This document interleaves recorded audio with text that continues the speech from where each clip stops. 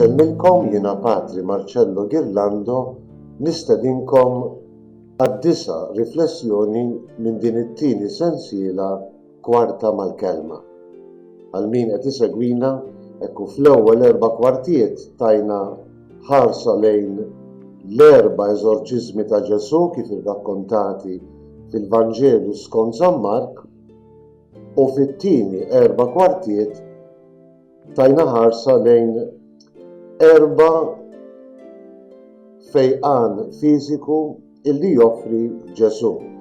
Ġesu li jfejjaq il-mifluġ li niżlulu mis-saqaf, Ġesu li jfejjaq dik il-mara li tmislu it-tarf tal-mantell u mbagħad ikompli biex iqajjem għall-ħajja il-mejta bint Ġajru, il-kap tas-sinagoga.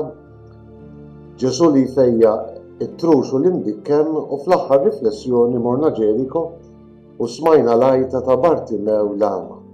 Ġesu bin David ikollok nina minni, xi trid nagħmillek li nara mallem. Mur il-fidi tiegħek fejqitek. F'dawn l-4 riflessjonijiet li ġejjin nixtieq nagħti ħarsa lejn 4 ġubijiet mirakli oħra li Ġesu jagħmel dejjem fl-isfond tal-Vanġelu skont San Mark. U fil-fatt illum nixtieq illi ma' Ġesu naqsmu il-baħar tal-Galilija u naraw nesperjenzjaw is-sikket it-tempesta. Imma bħalma nagħmlu dejjem, għaliex il-kelma Alla jixirqilha illi nkunu mejjuna mill-Ispiritu Santu biex tifhmuha xi ftit aktar, ejjew flimkien ngħidu dik it-talba ċkejkna illi kien kiteb il-Qaddis Papa Ġwanni Pawlu II feluq l-enċiklika tiegħu fuq l-Ispiritu Santu l-mulej li jagħti l-ħajja. Spiritu Qaddis, int il-ħarriż tat-tama fil-qalb ta' kull bniedem. Inti ssaffi dak kollu li jkisser il-bniedem. Inti timla l-univers.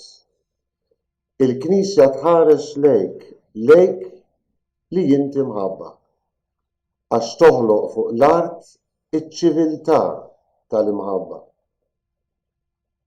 Int spiritu ta' slim, imla l-univers bl-imħabba u l-paċi. U minn qalbna aħna ngħidulu ejja spiritu Qaddis.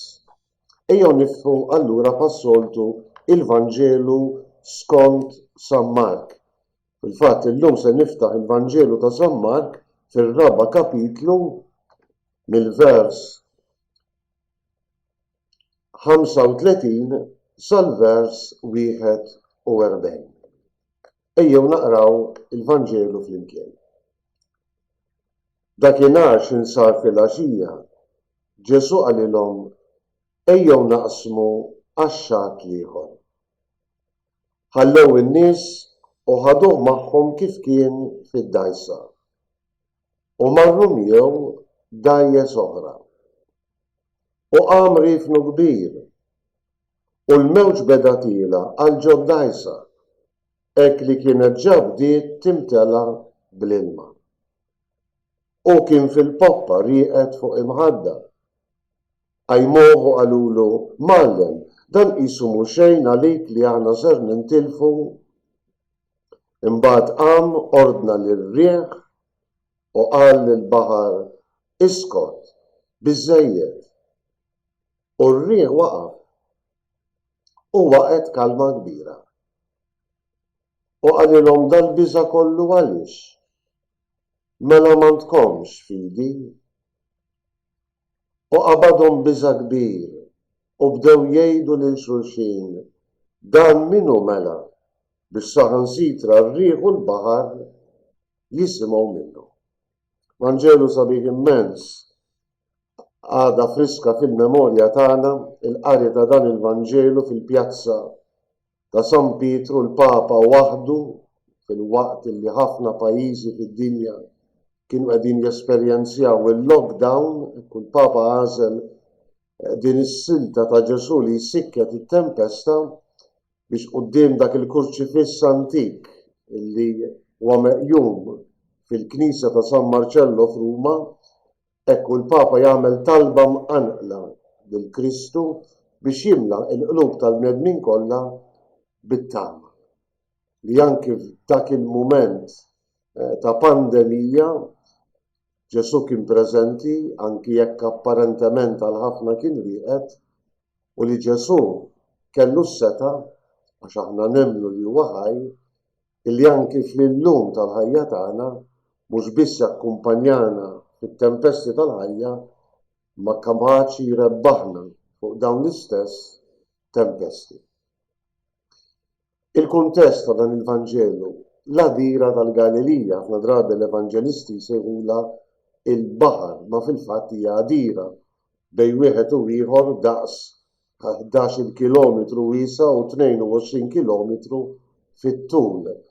Hija għadira li timtela mix-xmara Ġordan il-Maħelu jgħix fih anki il-ħut u din l-għadira toffrilna għadira daqs Malta fil-verità toffrilna x-xenarju dak il-park naturali illi miegħu hemm marbuta tanġrajiet tal-Vanġelu. Ġesu li jimxi fuq il-baħar, Ġesu li jażel id-dixxipli tiegħu ma' xatt il-baħar, Ġesu li jgħallem ma' xatt il-baħar, Ġesu li jidher lill-apostli wara l-qawmien tiegħu minn bejn l-imwiet f'xatt il-baħar li mhux ta' b'xejn, nerġa' nirrepetija, inqisha bħala santwarju open air, park naturali illi fih l-Evanġelisti tawna l-kuntest ta' ħafna ġrajiet marbuta mal-ħajja ta' Ġesu.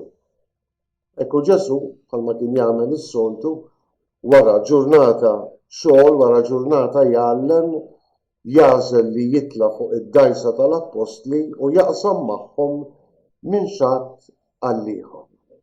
Id-domanda li dejjem jagħmluli huwa possibbli illi f'din l-għadira li mhijiex il-baħar veru bħal huwa l-baħar Mediterranju u l-oċeani l-kbar illi hawn fid-dinja jista' jkun li tqum tempesta iva minnkom mar l-art imqazza fil-fatt mhux għax għamilna l-esperjenza tat-tempesta imma il-pellegrini naqsmu flimkien għax il-ofsinar din l-għadira min-naħa sal-oħra ġeneralment taħt l-għolijiet tal-Golan u mbagħad nindunaw waqt li qed niklu ġeneralment il-ħuta ta' San Pietru biex nitlu fil-kuntest fih tal-art imqazza nindunaw li huma l-irjieħat u dak il-baħar kalm li nkunu qsamna sija qabel isu jsir naqra mqalleb. Mhux l-ewwel darba illi l-irjieħ kontra xulxin iqajmu fil-veru sens tal-kelma mal-tempata fuq din il-baħar, fuq din l-għadira. Kien hemm studjuż Ingliż jgħid li fil-veru sens tal-kelma sseħħ dak li aħna ngħidula a storm in a teacup, tempesta f'tazza tat-te, ġifieri f'għadira ċkejkna ħafna. Ġesu kien rieqed fil-poppa fuq imħadda u mal-post tal-mistednin. Il-baħar tqalleb, qamet it-tempesta, qamu l-irjieħ u l-apostli besew. Fil-fatt smajna il-Vanġelu ċarismu ħafna illi l-apostli imtlew bil-bisa.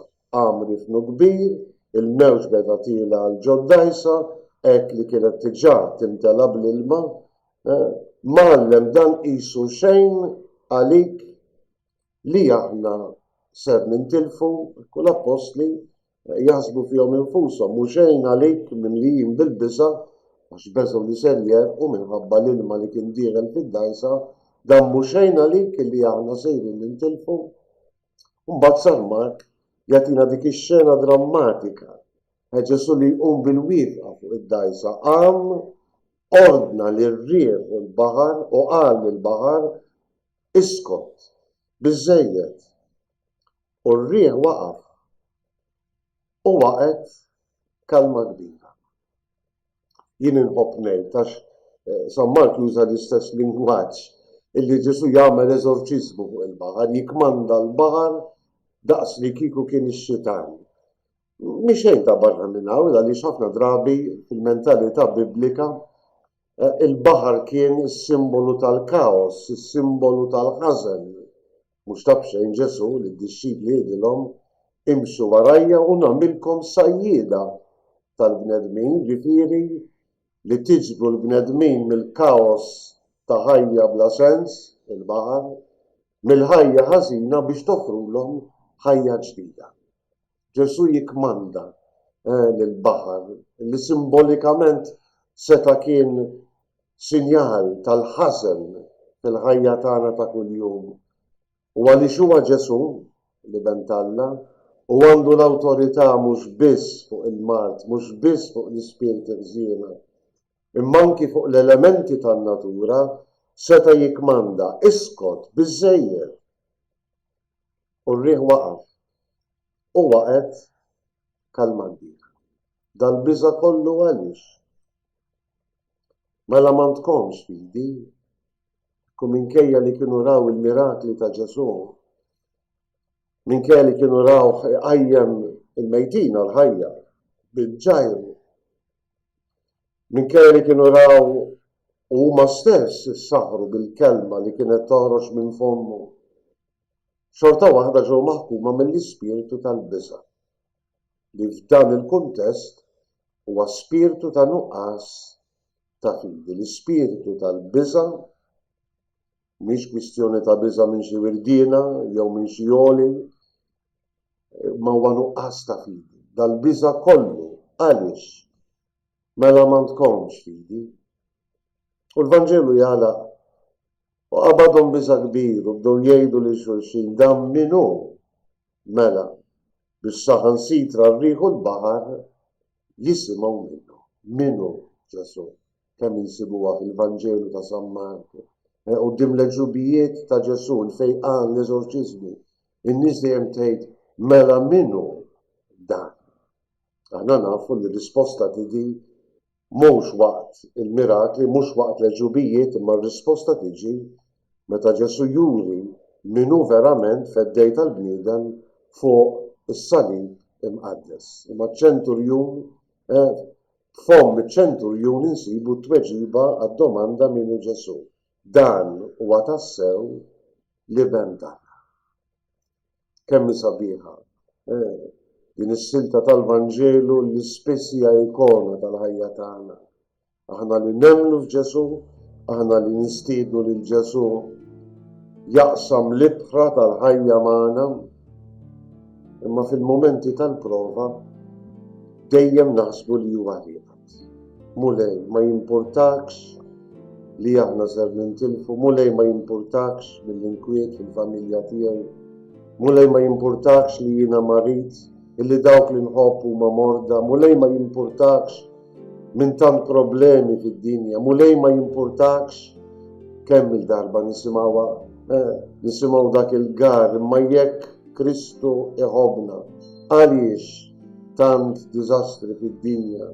Għaliex tant diżastri naturali, għaliex tant ġuħ, għaliex tant gwerer, mulej ma jimpurtakx li aħna sejrin nintilfu. U propju meta aħna naħsbu dan, anki jekk forsi ma ngħiduhx, nikxfu l-ispirtu tal-biża' li spiss inġorru. L-ispirtu tal-biża' għalmenu nitkellem minni li spiss huwa sinjal tan-nuqqas ta' fidi fil-preżenza li salva ta' Ġesu fil-ħajja tiegħu, fil-ħajja tagħna. Ejjew niddawlu minn dan il-Vanġelu, ejjew niftakru li meta jqumu t-tempesti fil-ħajja tagħna maħniex weħidna. U anki jekk apparentement Ġesu huwa rieqed fil-poppa, huwa preżenti, huwa dak li kapaċi jqum bil-wieqfa u jordna lill-inkwiet ta' ħajjitna, lit-taqlib, lill-ansjetà tagħna. Iskot biżżejjed. Mulej jkun dejjem magħna fid-dgħajsa tal-ħajja tagħna. Fil-mumenti tat-tempesta fakkarna fil-preżenza tiegħek. Fakkarna li inti ħaj, fakkarna li inti li bentalla li kapaċi tmexxi l-istorja tagħna minkejja l-mewġ tal-ħajja. Kattar fina il-fidi fik li kapaċi tmexxi id-dajsa ta' ħajjitna mhux biss fil-Nazzi imma fuq kollox fil-Malta. Insellem.